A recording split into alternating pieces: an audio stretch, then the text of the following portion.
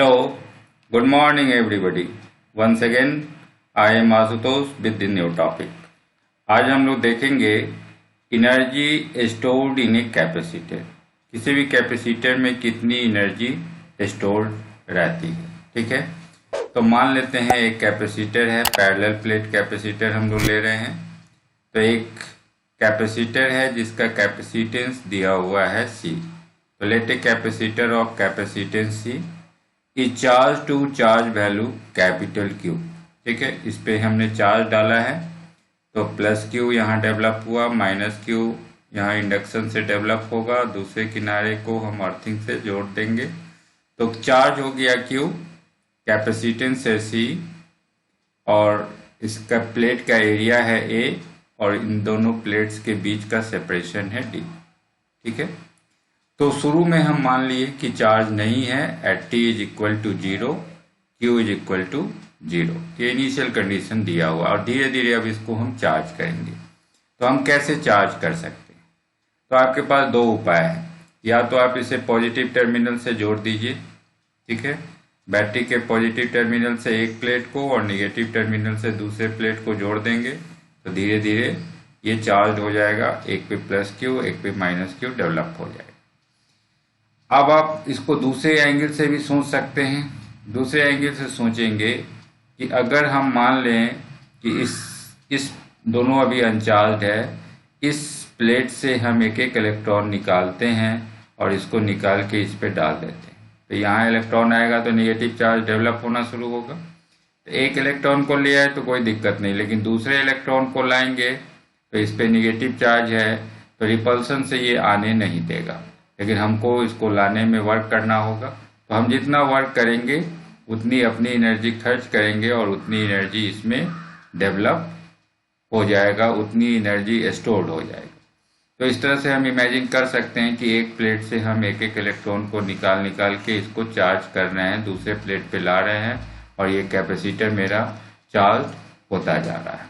ठीक है, तो या तो हम सेल से जोड़ के इमेजिन करें या इलेक्ट्रॉन को लेके इमेजिन करें। तो धीरे धीरे यहाँ चार्ज डेवलप होता जा रहा है।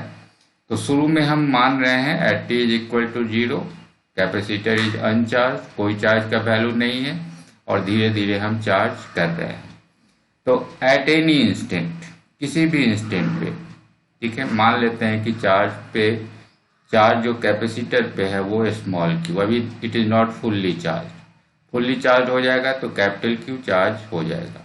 तो किसी भी इंस्टेंट पे हम मान लेते हैं कि स्मॉल Q चार्ज है तो उस समय इन दोनों कैपेसिटर का पोटेंशियल कितना होगा? तो पोटेंशियल हो जाएगा V is equal to Q by C। चूँकि आप जानते हैं C का वैल्यू Q बाई V होता है। ठीक है, तो V का वैल्यू Q बाई C होगा। तो उस समय चार्ज है Q और capacitance C, Q by C निकालेंगे तो हमें उस समय का पोटेंशियल निकल जाएगा एट एनी इंस्टेंट। ओके, तो उस इंस्टेंट पे अगर हम पोटेंशियल का वैल्यू जान गए तो अब हम निकाल सकते हैं कि अब इसको अगर हम छोटा सा वर्क करेंगे, थोड़ा अमाउंट में चार्ज करेंगे तो क्या होगा। ठीक है, तो थोड़े से अमाउंट से आप चार्ज करके वर्क निकाल लीजिए तो कितना वर्क करना पड़ेगा। तो देखिए dW का वैल्यू V इंटू DQ होगा। क्यों? तो आप पढ़े हैं पोटेंशियल का मीनिंग क्या है? एक कूलॉम चार्ज को एक जगह से दूसरे जगह तक ले जाने का वर्क। तो दोनों प्लेट के बीच का पोटेंशियल आप डिफरेंस मान रहे हैं V, मतलब एक कूलॉम चार्ज को हम ले जाएंगे यहाँ से यहाँ तो V वर्क करना पड़ेगा और हम अगर छोटा सा चार्ज DQ ले जा रहे हैं तो कितना वर्क करना होगा? तो पोटेंशियल में 4 से गुना कर लेंगे तो स्मॉल अमाउंट ऑफ वर्क निकल जाएगा। तो dW का वैल्यू V इंटू DQ होगा। ठीक है, ये छोटे से चार्ज DQ को ले जाने का वर्क है तो हमें टोटल वर्क निकालना होगा। तो टोटल वर्क निकालने के लिए हम इस dW को इंटीग्रेट कर लें कहाँ से कहाँ तक। तो शुरू में चार्ज था 0 और बाद में जब फुल्ली चार्ज हो जाएगा तो चार्ज आ जाएगा कैपिटल Q।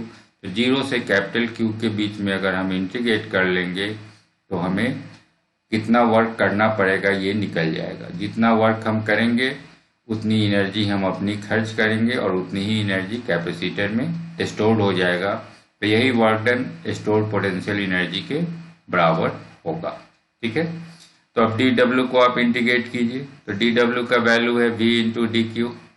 ठीक है, और वी का वैल्यू आप निकाले हैं क्यू बाई सी। तो क्यू बाई सी को आपको इंटीग्रेट करना है। ठीक है, 0 से कैपिटल क्यू तक, तो आपका वर्क निकल जाएगा। अब देखिए 1/c जो यहाँ है वो आपका कांस्टेंट है, तो 1/c को हम बाहर कर लेंगे और 1/c को बाहर कर लिए तो बच जाएगा क्यू डी क्यू, मतलब आपको सिर्फ क्यू को इंटीग्रेट करना है। ठीक है, तो 1/c बाहर आ गया और इंटीग्रेशन क्यू डी क्यू का इंटीग्रेशन हो जाएगा q²/2 और 0 से कैपिटल क्यू तक, ये आपका लोअर और अपर लिमिट है। तो पहले हम अपर वैल्यू डालें तो आ जाएगा q²/2, फिर 0 लोअर वैल्यू डालें तो 0 का स्क्वायर/2, तो ये खत्म हो जाएगा, बच जाएगा q²/2। तो q²/2 और c पहले से है तो वर्क डन का वैल्यू निकल गया half q²/c। Okay, now this is your first form. तो जितना आप काम किए हैं उतनी स्टोर्ड पोटेंशियल एनर्जी आएगी। तो स्टोर्ड पोटेंशियल एनर्जी को हम U से लिखें तो U का वैल्यू जितना वर्क डन आप किए W और वर्क आप किए हैं हाफ q²/c, तो इतनी पोटेंशियल एनर्जी उस कैपेसिटर में स्टोर्ड हो गया। ठीक है, तो हाफ q²/c, ये आपका पहला फॉर्म आ गया पोटेंशियल एनर्जी का। अब इसको हम अलग अलग फॉर्म में भी लिख सकते हैं, तो अलग अलग फॉर्म में लिख के देखिए। तो पहला फॉर्म आया हाफ q²/c। अब यहाँ q को भी आप बदल सकते हैं, c को भी बदल सकते हैं। तो पहले हम देखिए कि c को लिखते हैं q/v, c = q/v होता है। तो आप c के जगह डाल दीजिए q/v, तो w = हाफ q² ऊपर है ही रहने दिए और नीचे जो c है उसके जगह पे लिख दिए q/v, तो ये v ऊपर चला जाएगा, एक क्यू से एक क्यू कट जाएगा तो बच जाएगा हाफ q × v। ये आपका सेकेंड फॉर्म हो जाएगा half q × v, that will be your second form. तो पहला फॉर्म आ गया हाफ q²/c और दूसरा फॉर्म हो गया हाफ q × v। अब आप q को भी बदल सकते हैं। ठीक है, q को लिख सकते हैं c × v। तो अब अगले फॉर्म में हम q को बदलेंगे और q के जगह c भी लिखेंगे। ठीक है, तो q के जगह अगर आप c भी लिखते हैं तो ऊपर है q² बाई c, तो q² हो जाएगा c²v², तो c²v² divided by c, c से c कट गया तो हाफ cv²। ये आपका तीसरा फॉर्म आ गया। तो जो पोटेंशियल एनर्जी है उसको हम 3 फॉर्म में याद रखेंगे। पहला फॉर्म हो गया हाफ cv² जो यहाँ निकाले हैं, दूसरा फॉर्म हाफ q²/c, ये पहले सबसे पहले आप निकाले थे हाफ q²/c, और तीसरा फॉर्म हो गया हाफ q × v। ओके, तो इतनी पोटेंशियल एनर्जी उस कैपेसिटर में स्टोर्ड है। ओके, तो एनर्जी कितना स्टोर्ड है इसका डेरिवेशन निकाल लिए। अब हम इसको पैरेलल प्लेट कैपेसिटर के लिए लगाएं। तो पैरेलल प्लेट कैपेसिटर के लिए आप कैपेसिटेंस का वैल्यू जानते हैं। कैपेसिटेंस का वैल्यू क्या होता है, तो आप पैरेलल प्लेट कैपेसिटर के लिए कैपेसिटेंस निकाले थे ε0 A/d निकाले थे। तो आप C के जगह ये डालिए। तो पोटेंशियल एनर्जी का जो फार्मूला है हाफ cv², तो हाफ cv² इधर रहने दिए और C के जगह ये डाल दीजिए। तो ε0 A डिवाइडेड बाई d ये डाल दिए और इधर v² रह गया। ठीक है, तो हाफ ε0 A/d ये तो रहेगा ही। अब हम v को बदलेंगे। v क्या है, तो दोनों प्लेट के बीच का पोटेंशियल डिफरेंस है v, तो अब v को आप लिख सकते हैं E × d, d बीच का सेपरेशन है और E इनके बीच के फील्ड इंटेंसिटी है। तो आप दोनों पॉइंट के बीच का पोटेंशियल डिफरेंस का formula v1 - v2 = -integration E.dl से आप निकाले थे 2 से 1 तक आएंगे तो ये E इंटू डी आया था। ठीक है, इसी फार्मूला को यूज करें कि ये दोनों प्लेट के बीच का जो पोटेंशियल डिफरेंस है इसको हम V से लिखे हैं, तो V का वैल्यू ED होगा, तो V का स्क्वायर है तो E स्क्वायर डी स्क्वायर हो जाएगा। ठीक है, तो इतना फॉर्म आपका पोटेंशियल एनर्जी का आ गया। अब एक डी से एक डी को काट लीजिए तो क्या बचेगा, एक डी से एक डी काट लेंगे तो यहाँ बच जाएगा ए डी अलग कर लिए तो इधर बच गया हाफ एप्सिलॉन 0 ई स्क्वायर और इंटू ए डी। ठीक है, अब हम लोग एक और टर्म डिफाइन करेंगे, एनर्जी डेंसिटी क्या है।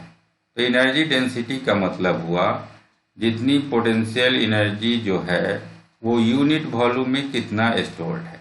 ठीक है, energy stored per unit volume.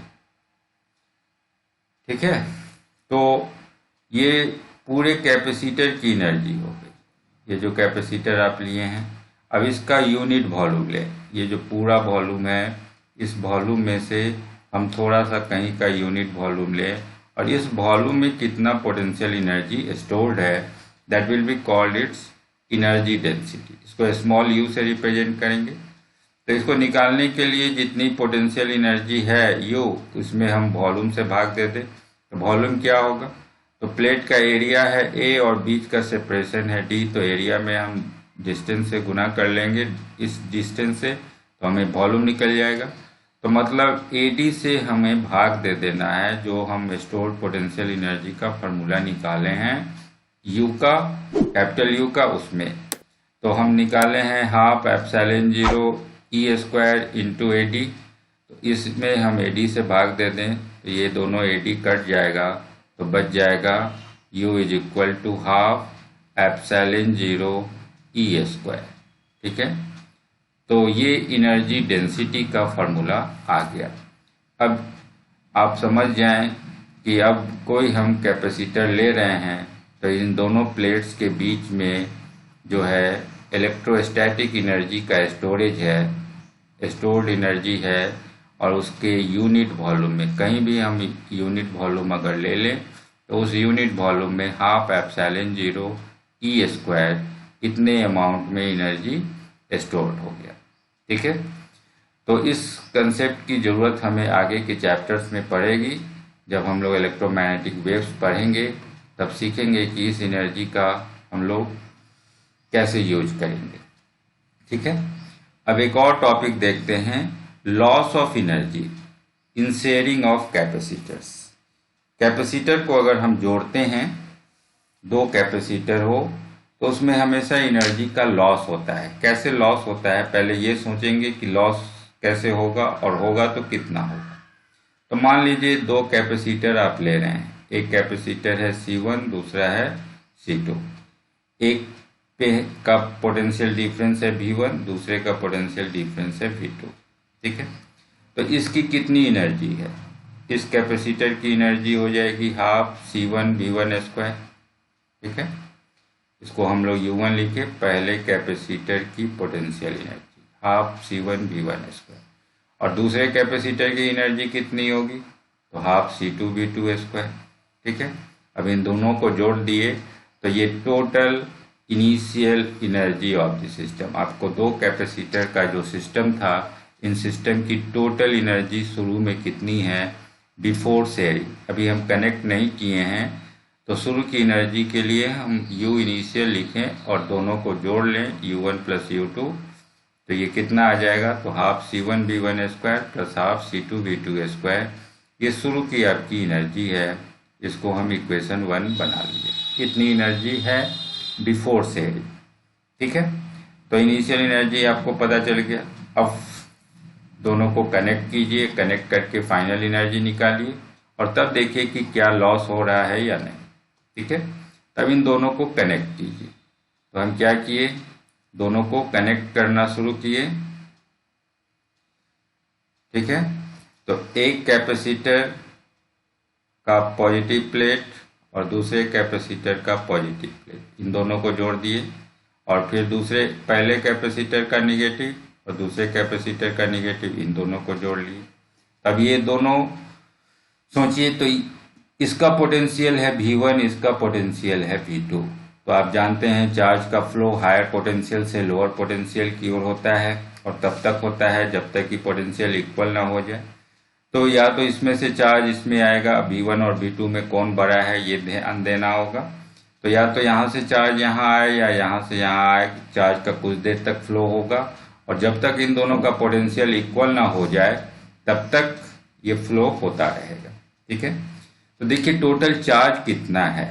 Charge तो चूंकि कंजर्व रहता है तो पहले कनेक्ट करने से पहले जो चार्ज होगा वही बाद में भी रहेगा। तो शुरू में चार्ज कितना है, तो पहले कैपेसिटर का चार्ज आप निकालेंगे तो आप जानते हैं C is equal to Q by V होता है, तो Q का वैल्यू C इंटू वी होगा। तो पहले का हम अगर गुना करें तो C1 इंटू V1 हो गया पहले का चार्ज और C2 V2 हो गया दूसरे का चार्ज। इन दोनों को जोड़ लेंगे तो टोटल चार्ज हो गया, क्योंकि ये कंजर्व रहने वाला है। ठीक है, चार्ज का कंजर्वेशन आप जानते हैं। तो बिफोर शेयरिंग जो टोटल चार्ज रहेगा आफ्टर शेयरिंग भी उतना ही चार्ज रहना है। तो टोटल चार्ज का वैल्यू निकाल लिए। अब C1 और C2 दोनों को आप कनेक्ट कर लिए हैं, ये एक तरह का पैरेलल कॉम्बिनेशन है। तो टोटल कैपेसिटेंस क्या होगा, तो इनका कैपेसिटेंस C1 प्लस C2 हो जाएगा। तो इन दोनों को अगर हम सिंगल से रिप्लेस करेंगे तो हम कॉमन पोटेंशियल निकाल सकते हैं। चार्ज इतना है और कैपेसिटेंस इतना है, तो इनका पोटेंशियल क्या होगा। तो पोटेंशियल के लिए फिर इसी फार्मूला से V का वैल्यू हम लोग Q बाई C लिख सकते हैं। तो टोटल चार्ज हो गया C1 V1 plus C2 V2 by total capacitance हो गया C1 plus C2। Now this is your common potential. अब कुछ देर के बाद दोनों कैपेसिटर इतने पोटेंशियल पे आ जाएगा। ओके, तो अब इनकी काइनेटिक, अब इनकी कितनी पोटेंशियल एनर्जी होगी, तो टोटल फाइनल एनर्जी हम निकाल सकते हैं। तो फाइनल एनर्जी के लिए हमें क्या करना होगा, तो हम फिर फार्मूला को यूज करें। तो अब UF हो गया हाफ CV स्क्वायर फार्मूला पढ़े हैं। तो टोटल जो कैपेसिटेंस है वो C1 प्लस C2 है, तो half C1 plus C2 into V square जो उनका पोटेंशियल है। तो पोटेंशियल का वैल्यू डाल दीजिए C1 V1 plus C2 V2 by C1 plus C2 इनका होल स्क्वायर। ठीक है, तो ये आपकी फाइनल एनर्जी आ गई, UF का वैल्यू मिल गया आपको। ठीक है, तो शुरू की भी एनर्जी निकाल लिए, फाइनल एनर्जी भी निकाल लिए। अब लॉस हुआ या नहीं, ठीक है, इसके लिए क्या करेंगे, तो हम इनिशियल एनर्जी में से फाइनल एनर्जी को घटा के देखेंगे। ठीक है, U initial minus U final, इसको घटा के देखेंगे। अगर ये वैल्यू पॉजिटिव आ रहा है, 0 से बड़ा आ रहा है, तो U इनिशियल का वैल्यू U फाइनल से बड़ा होगा। और जब U फाइनल से बड़ा होगा इसका माने शुरू में एनर्जी ज़्यादा है बाद में कम है, इसका मतलब लॉस हो गया। ठीक है, तो हम लोग इनिशियल एनर्जी में से फाइनल एनर्जी को घटा के देखें कि क्वांटिटी पॉजिटिव आ रहा है या नहीं। ठीक है, तो लॉस ऑफ एनर्जी निकालने के लिए हम U इनिशियल में से U फाइनल को घटाएं और उसको सॉल्व करें। ठीक है, तो U इनिशियल क्या है, U इनिशियल था half C1 V1 square plus half C2 V2 square, ये U इनिशियल था। और इसमें से घटा लें जो U फाइनल है हाफ C1 प्लस C2 और into C1 V1 plus C2 V2 by C1 plus C2 का होल स्क्वायर। इसमें से इसको घटा लेना है।